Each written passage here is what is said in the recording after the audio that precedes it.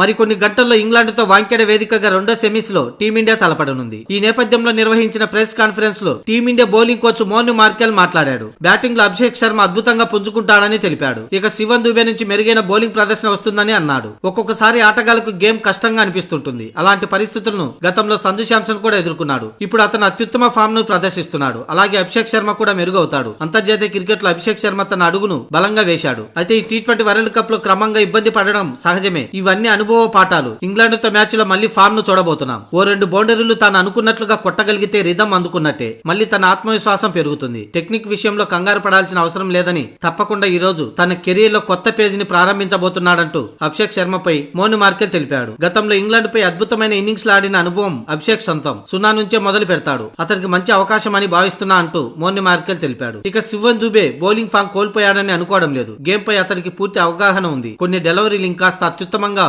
ఉండాలేమో అనిపిస్తుంది. ఫామ్ ప్రకారం అయితే మాకు ఎలాంటి ఇబ్బంది లేదు. తప్పకుండా 1 లేదా 2 ఓవర్లు అతని నుంచి వేయించే అవకాశం ఉంది. అతడి బౌలింగ్ లో మెరుగుపడాల్సిన వాటిపై ఇప్పటికే దృష్టి పెట్టాం. ఒకసారి లైన్ అందుకుంటే ప్రత్యర్థులను ఒత్తిడికి గురి చేయగలడు అని మోను మార్కెల్ వెల్లడించాడు. కానీ ఈ విషయంలోనే టీమిండియా ఫ్యాన్స్ ఆందోళన చెందుతున్నారు. దుబే చేత బౌలింగ్ చేస్తే గెలిచే మ్యాచ్ కూడా ఓడగొడతాడంటూ కీలకమైన ఈ మ్యాచ్ లో ఆ పని చేయవద్దంటున్నారు ఫ్యాన్స్ విశ్లేషకులు. సూపర్ 8 దశలో సౌత్ ఆఫ్రికా అలాగే జింబాబ్వేతో జరిగిన మ్యాచ్ లో ఎంత ఘోరమైన బౌలింగ్ వేశాడో చూశాం. అలాంటి తప్పు కోల్కతాలో ఆ మ్యాచ్ లో అతని చేత బౌలింగ్ చేయించలేదు. అందుకే టీమిండియా వెస్టిండీస్ పై గెలిచిందని. టార్గెట్ కూడా 200 దాటలేదు. అదే అతని చేత బౌలింగ్ చేయించి ఉంటే స్కోర్ బోర్డు ఆకాశాన్ని అంటూ ఉండేది. దీంతో మరోసారి ఇంగ్లాండ్ తో మ్యాచ్ లో అతడికి బౌలింగ్ ఇవ్వవద్దని ఫ్యాన్స్ మొరపెట్టుకుంటున్నారు.